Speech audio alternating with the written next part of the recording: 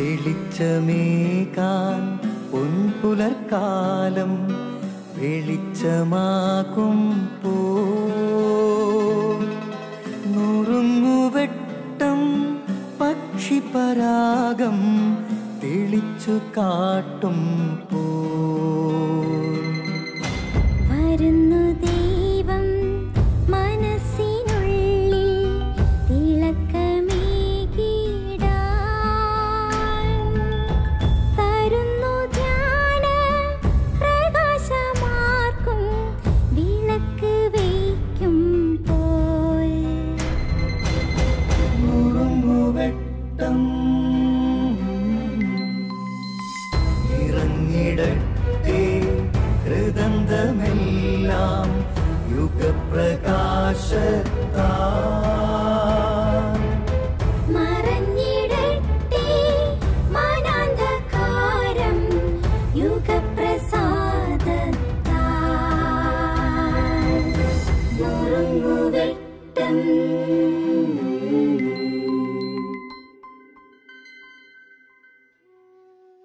യേശുവിൽ സ്നേഹം നിറഞ്ഞവരെ, വിശുദ്ധ മർക്കോസിൻ്റെ സുവിശേഷം അധ്യായം 2 വാക്യം 17 ഈശോ നമ്മളോട് ഇങ്ങനെ പറയുന്നു: ആരോഗ്യമുള്ളവർക്കല്ല രോഗികൾക്കാണ് വൈദ്യനെ കൊണ്ട് ആവശ്യം.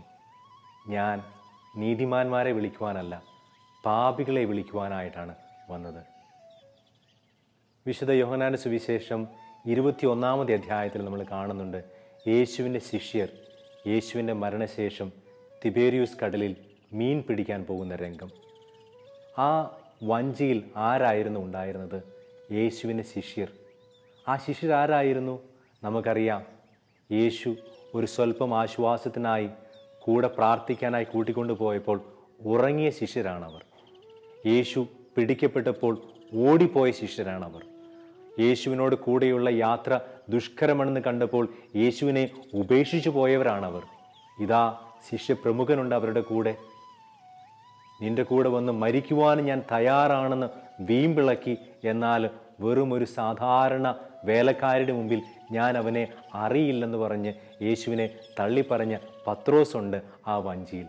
യേശു അവർക്ക് പ്രത്യക്ഷപ്പെടുകയാണ്. യേശു അവർക്ക് പ്രത്യക്ഷപ്പെട്ടിട്ട് യേശു അവരോട് സംസാരിക്കുന്ന രംഗമാണ് വിശുദ്ധ യോഹന്നാന്റെ സുവിശേഷം 21-ാമത്തെ അധ്യായത്തിൽ നാം കാണുന്നത്. യേശു അവിടെ ചോദിക്കാതിരുന്ന, യേശുവിന് ചോദിക്കാമായിരുന്നിട്ടും ചോദിക്കാത്ത കുറേ ചോദ്യങ്ങളുണ്ട്. യേശു ഒരിക്കലും അവരോട് ചോദിച്ചില്ല, നിങ്ങളുടെ ഇന്നലെകളെക്കുറിച്ച് നിങ്ങൾക്ക് ഓർമ്മയുണ്ടോ? യേശു ഒരിക്കലും അവരോട് ചോദിച്ചില്ല, നിങ്ങൾ ഇന്നലെ എന്താണ് ചെയ്തതെന്ന് നിങ്ങൾ ഓർക്കുന്നുണ്ടോ?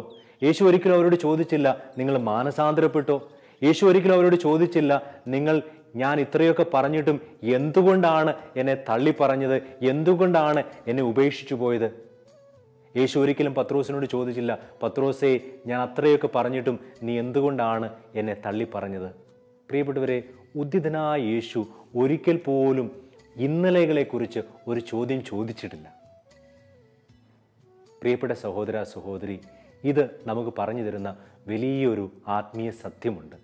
നമ്മുടെ ദൈവം ഇന്നലകളെ ഓർത്ത് കുറ്റപ്പെടുത്തുന്ന, തള്ളിക്കളയുന്ന, ശിക്ഷിക്കുന്ന ഒരു ദൈവമല്ല. നീ ചെയ്ത പാപത്തെ ഓർത്ത്, നിനക്ക് വന്നുപോയ വീഴ്ചയെ ഓർത്ത് നീ അനുതപിച്ചോ?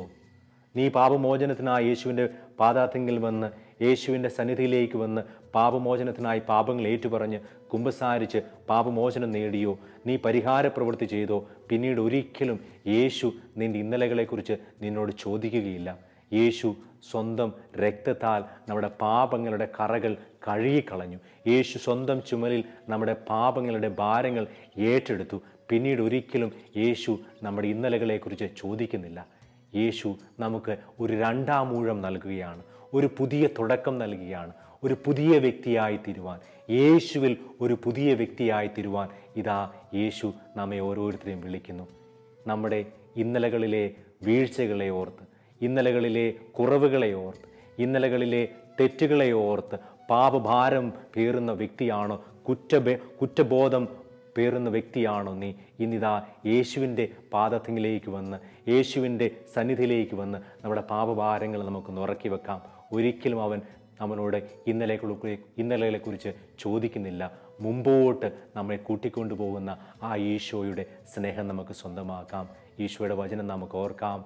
ഞാൻ വന്നിരിക്കുന്നത് പാപികളെ വിളിക്കുവാനാണ്, നീതിമാന്മാരെ തേടിയല്ല. ആരോഗ്യമുള്ളവർക്കല്ല, രോഗികൾക്കാണ് വൈദ്യനെ കൊണ്ട് ആവശ്യം. നീ ഒരു രോഗിയാണോ? ഇതാ യേശുവാകുന്ന വൈദ്യനിൽ ചെന്ന് സൗഖ്യം നേടാം. നമുക്ക് യേശുവിൽ നിന്ന് സൗഖ്യം നേടി ഒരു പുതിയ ജീവിതം തുടങ്ങാം. ഈശോ നമ്മളെ അനുഗ്രഹിക്കട്ടെ. നുറുങ്ങുവെട്ടം